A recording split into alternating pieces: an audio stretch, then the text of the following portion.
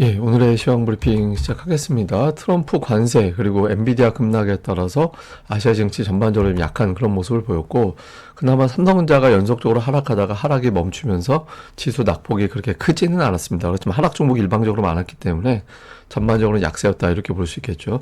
그러니까 수급에서는 여전히 외국인들이 순매도하고 있는 점, 외국인들의 수급이 돌아서지 않다 보니까 하락 종목 수가 많을 수밖에 없는 그런 상황이었고, 방산, 조선, 일부 엔터주 이런 종목군들이 선별적으로 올라가긴 했지만 전체적으로는 하락 종목 수가 훨씬 더 많고, 그 방산조선 일부 제약주 정도 이외에는 이제 전체적으로 좀 밀리는 그런 모습을 보인 게 오늘 장의 특징이었습니다. 근데 오늘 아시아 증시 보면 조금 특이했던 게 낙폭이 또 그렇게 크지도 않았어요.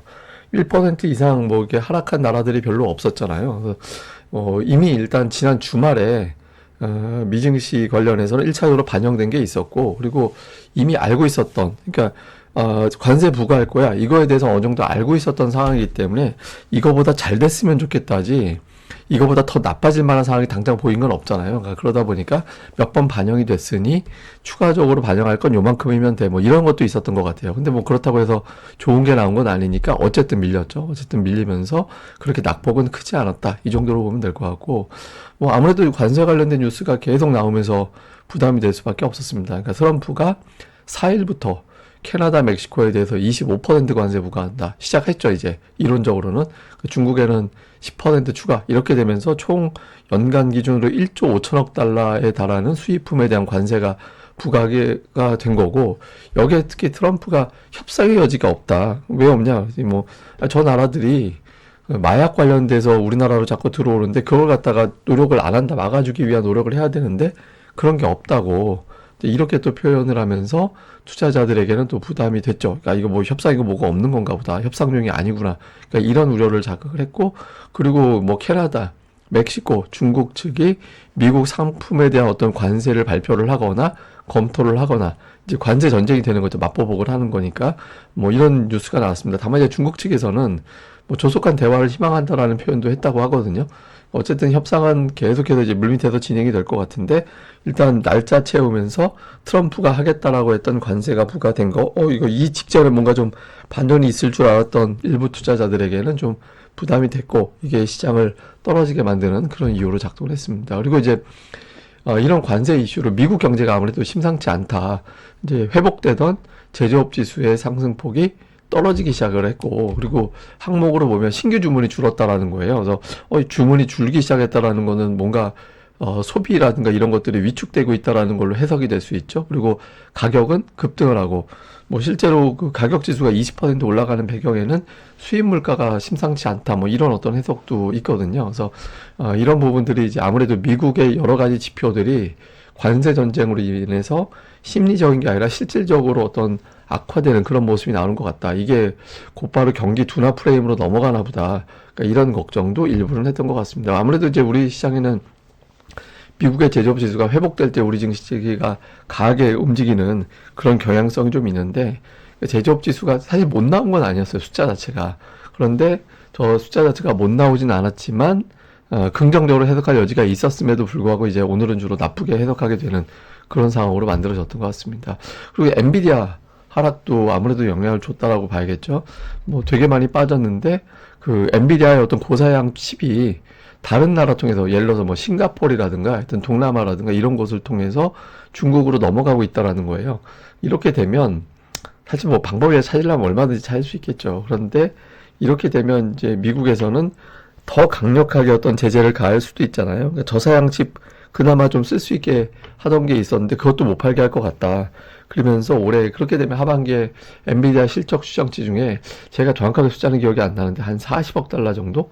근데 그 정도의 어떤 마이너스 요인이 될 것 같다, 이런 분석도 있었거든요. 그래서 엔비디아 주가가 워낙 많이 빠지다 보니까 우리나라에서 영향을 받는 종목군들, SK하이닉스를 비롯해서 HBM 관련해서 움직였던 종목군들, 이런 종목들이 빠지면서 지수의 낙폭을 또 키우는 그런 이유로, 또 아니면 지수의 반등을 막는 그런 이유로 작동을 했던 것 같습니다.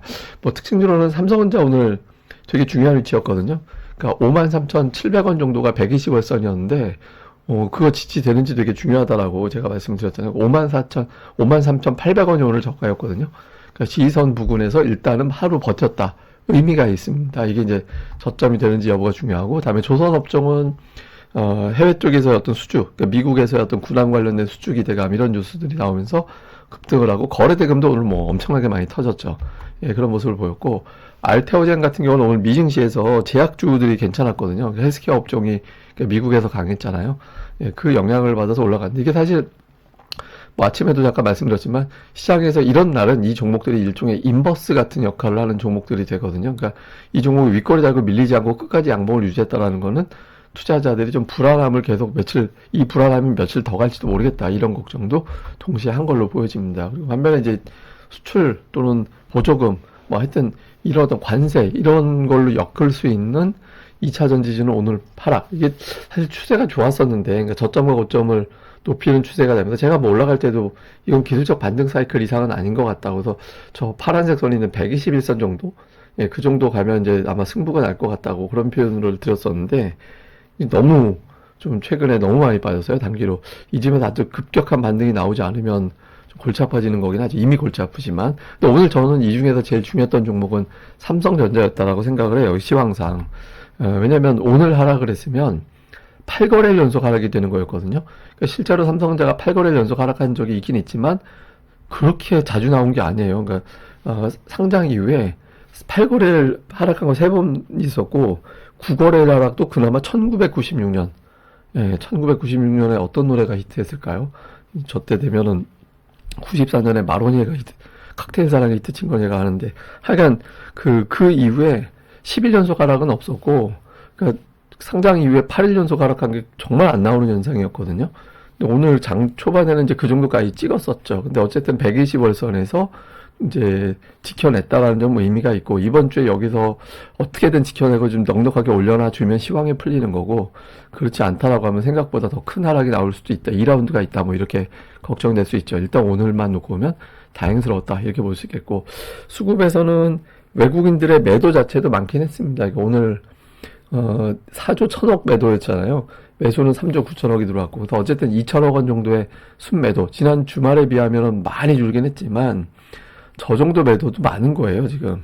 예, 그리고 선물도 아직까지는 이제 돌아서지 않고 있고, 야, 여기서 더 파는 게 되게 신기할 정도의 어떤 매도가 나오는데, 하여튼 개별적인 종목으로 연결해서 보면 외국인들의 어떤 매도가 시가총액 상단, 예, 그러니까 삼성전자, SK하이닉스, LG에너지솔루션, 자동차, 셀트리온, 그러니까 시가총액 상단이 고르게 다 매도에 가 있어요. 그 중에 이제 하이닉스를 제일 많이 팔았고, 그리고 이제 방산주라든가 원전주 이런 것들이 또 일부 포함이 되어 있고, 그래서 외국인들의 시가총액 상단을 좀 고르게 팔았다, 이렇게 볼 수 있겠고, 매수는 뭐 조선 일부, 그 다음에 방산, 이런 종목군들이 이제 매수에 들어가 있는 게 특징이었고요. 그 다음에 기관 투자자들은 역시 매도는 그 2차 전지 반도체, 예, 그리고 이제 매수 쪽은 하이닉스를 일부 좀 연속 매도했다가 이제 일부 좀 담았고, 방산주나 아니면은 조선주에서는 또 일부, 그러니까 조선주와 방산주는 뭐 약간 골라서 담는, 예, 그런 형태를 좀 보였습니다. 그리고 코스닥 쪽에서는 외국인들은 알테오젠, 그다음에 레인보우 로보틱스 두 종목 매수한 규모가 전체 순매수 규모하고 되게 비슷했어요. 근데 그 외에는 이제 업종에서 골라 담는, 예, 업종 내에서 뭐 반도체를 조금 골라 담는 비중이 있긴 하지만 규모가 좀 애매하고, 하여튼 그래서 반도체 좀 담고 엔터주 좀 담고 2차 전지 팔고, 그러니까 이런 구도가 좀 특징이었고, 기관 투자자들은 2차 전지 팔고 그 제약바이오 매수하고, 이제 상단이 순매수 상단이 거의 다 제약바이오였거든요. 그다음에 이제 엔터주는 JYB 팔고 SM과 YG 엔터 사고, 그다음에 이제 반도체는 어떤 특성을 보냐면 HBM은 팔고 이제 레거시라든가 일부 소재에 관련된 반도체 종목군들은 또 사고, 이렇게 좀 갈렸어요. 그래서 업종 내에서도 좀 선별적으로 담는 이제 그런 모습을 보인 게 특징이었습니다. 일단 이론적으로는 관세 부과가 시작이 됐습니다. 그러니까 제가 이제 3가지 정도의 시나리오가 있을 것 같다. 그래서 1번은 관세 부과 직전에 이제 협상을 통해서 관세 부과를 대폭 줄이는 방법. 이게 첫 번째 시나리오. 두 번째 시나리오, 2번 시나리오는 일단 관세 부과가 시작이 되고, 그러고 나서 실질적으로 관세가 부과되기 전에 이제 협상을 통해서 방식이 바뀌고, 이게 2번 시나리오. 3번 시나리오 같은 경우는 끝까지 관세 부과 가는 거. 예, 관세 부과 시작되고 정말 끝까지 가서 전 세계가 관세 전쟁으로 완전히 돌아가게 되는 거. 근데 저는 확률적으로 2번 쪽에 좀 무게를 두긴 했거든요. 근데 일단 2번으로 가고 있는 2번으로 가고 있는지 모르죠. 아직 뭐 어떻게 나오는지는 모르니까. 근데 일단은 시장에서는 관세 자체가 부과가 되고 있다라는 점 자체에 대한 부담을 갖고 이제 시작하게 됐습니다. 그리고 이제 또 하나는 그 반세 부과 이후에 어떤 이게 지금 이제 트럼프가 우리 시장 마감날 때는 잠들 시간이니까 미증시 시작되고 우리 증시 한참 돌아가고 이럴 때가 이제 트럼프가 발언 시작하고 발언 하루일 마무리하면서 발언도 끝내고 이런 시간대가 되는 거잖아요. 어떤 발언이 좀 나오게 되는지 요 과정 좀 주목해 봐야 될 것 같고 그다음에 이제 엔비디아가 오늘 중국 제재 그러니까 리스크 이것 때문에 크게 빠졌거든요. 그러니까 시간 내에서 다른 종목들은 그나마 낙폭을 줄이는 모습이 있었는데 엔비디아는 더 빠졌어요. 예, 그렇지만 어쨌든 실적이라든가 이런 것들을 놓고 보면 엔비디아여도 오히려 밸류 매력이 있다 이렇게도 해석하는 것도 있잖아요. 엔비디아 어떤 반등이 나와줘야 되는 타이밍이긴 하죠. 그리고 외국인들의 매도가 여전하다라는 점. 예, 또 선물도 아직까지도 8일 연속해서 다 팔고 있다라는 거고 그 다음에 이제 대장주 구도인데 하락을 줄 때 예를 들어서 SK하이닉스라든가 코스닥에서는 2차 전지라든가 그러니까 결자해지 원칙 항상 안 좋을 때 그 안 좋은 거를 만들어냈던 종목이 풀려야 시장에 턴이 되는 거거든요. 그래서 이런 구도가 나오게 되는지 이 부분도 중점적으로 살펴봐야 될 것 같습니다. 근데 이게 장중에 제가 보내드린 그 텔레그램 전략에서 보내드린 거긴 한데 전략이 아니라 텔레그램 이제 코멘트에서 그 제가 그런 표현을 드렸죠. 그러니까 트럼프 진짜 25% 관세 끝까지 부과해라 안 하기만 해봐라. 뭐 제가 이제 이런 표현을 드렸었잖아요. 그 미국에도 분명히 부담이 되는 건 사실일 거예요. 물론 이제 미국보다 다른 나라가 더 크게 타격을 받기 때문에 관세 부과를 하면 다른 나라가 미국한테 양보할 수밖에 없을 거예요. 구조적으로 보면 결국에 뭐 나중에 실제로 실천할지는 몰라도 구조적으로 보면은 그렇게 될 수밖에 없거든요. 근데 미국도 타격을 받아요. 이게 이제 트럼프 1기 때 나온 건데 왼쪽에 보고 있는 차트가 뭐냐면 그 미국의 산업 생산, 예, 산업 생산 추이를 보면 2018년도까지는 괜찮았는데 2019년부터 뚝 떨어져요. 그 관세부가 이후에 거기에 따른 여파로 미국의 어떤 산업 생산이 위축이 되기 시작했다라는 거고 오른쪽 차트는 뭐냐면 제조업 고용입니다. 그러니까 제조업 고용인데 2018년도까지는 역시 이제 제조업 고용이 계속 증가하다가 2019년도부터 흘러내리거나 정체되거나 그러니까 이런 구도로 바뀌게 되거든요. 근데 저 때 사이에 어떤 이벤트가 있었느냐? 전 세계 무역전쟁 벌어졌잖아요. 그러니까 무역전쟁이 정말 거칠게 벌어지면서 그러니까 미국의 어떤 경제가 같이 타격을 좀 받았고 그런 어떤 데미지에 코로나까지 나중에 겹치면서 트럼프가 재선에 실패한 거잖아요.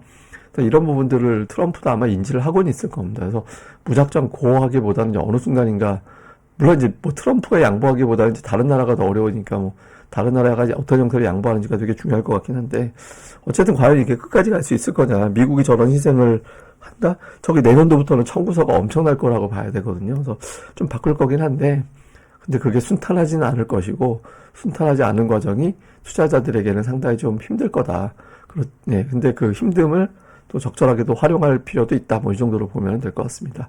예, 그럼 또 하루 또 잘 보내시고요. 저는 또 다음에 뵙겠습니다. 그리고 미리 이건 예고는 제가 다음에 드리겠습니다. 예, 감사합니다. 좋아요와 구독하기 많이 부탁드립니다. 감사합니다.